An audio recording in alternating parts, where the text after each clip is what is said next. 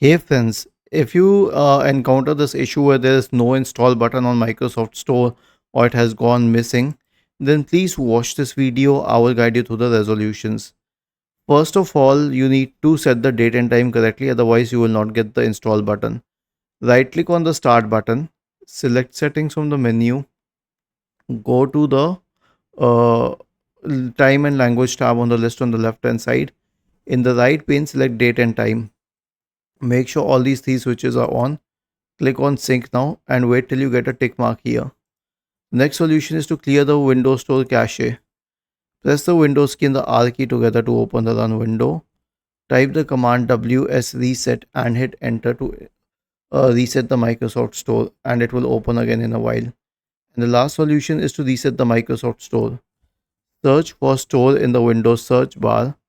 Expand this list.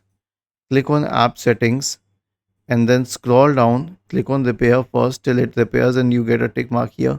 Then click on Reset and then on Reset once again. Was this helpful? If yes, then please subscribe to the channel. If not, then let us know in the comment section of the video on how we could help you further. Thank you for watching this video and have a nice day.